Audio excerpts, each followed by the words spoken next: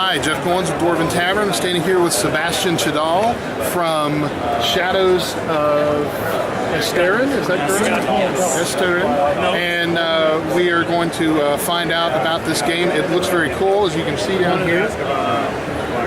Oh, you got the designer. It's got some pretty cool vibes going on, so we're going to find out a little bit more. So, Sebastian, what can you tell us about this game? This man is the designer of the game, so he's the one to talk to. Hi there. So the name of the game is The Black Rose.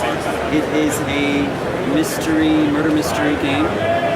We plays 3 to 5 players. It takes 15 to 25 minutes to play, so it's a very fast game. In the game, one of the players assumes the role of the rector, who's in charge of the monastery, and there have been some mysterious deaths taking place, though, however, in the monastery. So investigators are dispatched to try and figure out what's going on, and the investigators are the other players.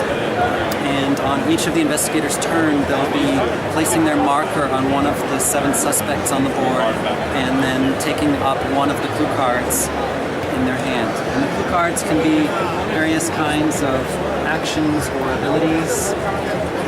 They can also be traps, which are going to be bad for the players, or they could be pieces of evidence, like this innocent card that tells them which of the suspects is innocent. So the investigators have to put together pieces of clues and use deduction in order to figure out who the accomplices are. However, there's a twist, because unknown to the investigators, when they arrive in the monastery, one of them is secretly possessed by the spirit of the recently deceased, and their objective becomes not to bring the accomplices and the rector to justice, but to kill them instead.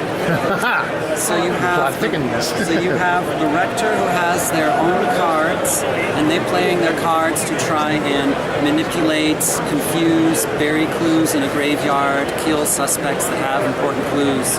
Then you have the investigators, who need to share information, but if they share too much information, the possessed player will hear what they're saying and will therefore know who to kill, so they have to be careful with what they're saying and who they're saying it to.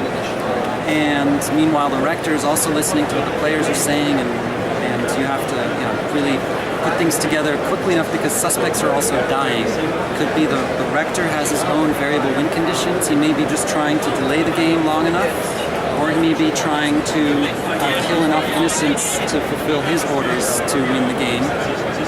And so you also have to try and figure out which of his objectives he's trying to do.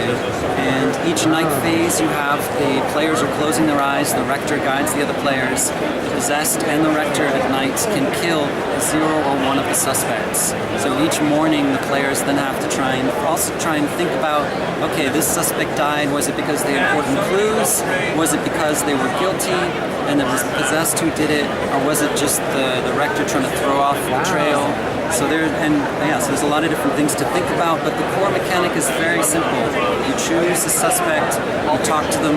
Talking to them, you just take the top card, you play it an hour later, and then you're done. And everyone does that, and then you talk about an accusation. The rector then plays a card, you go to nighttime phase, someone may die, you wake up, and it repeats. Wow, and you only see a small percentage of the cards each time you play, so there's also a very high replay value.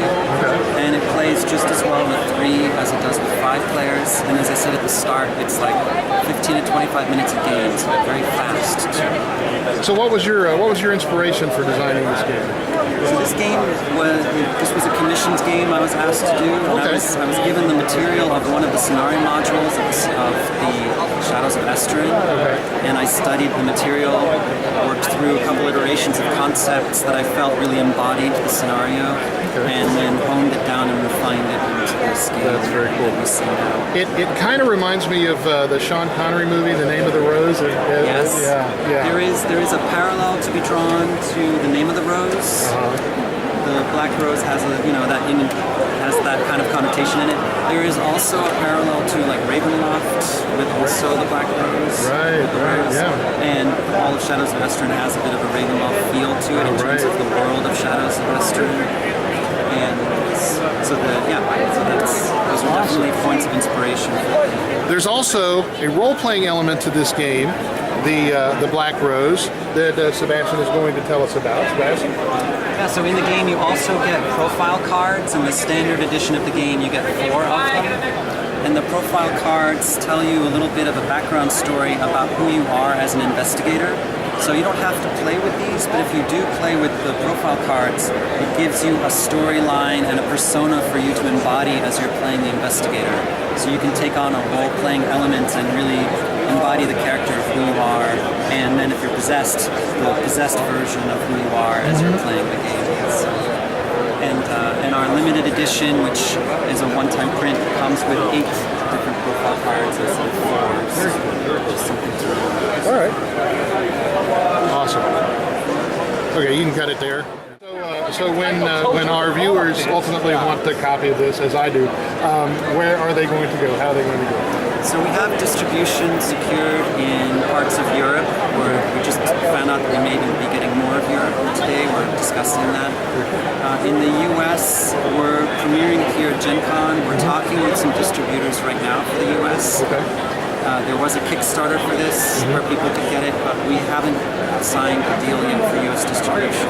Okay. So hopefully by the time the reviewers get this, there will be a US distribution. Hopefully so. But at the Hopefully so. moment, we're still negotiating that. Okay. And we're of course holding back on putting it in shops until we have a distributor.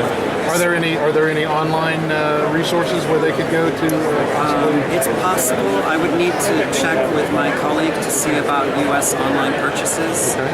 I hope it's possible. Again, because of the distribution, I can't say myself. Absolutely, I'm the game I understand. designer, Totally so. understand. So, what is the website if they want to check this out? Looks like right there, www.esterin.org. Yes. So stay tuned. You can zoom into this one. Yeah, stay tuned at esterin.org. Also, stay tuned with us because we're going to stay tuned with them, and when we find out something, you'll know.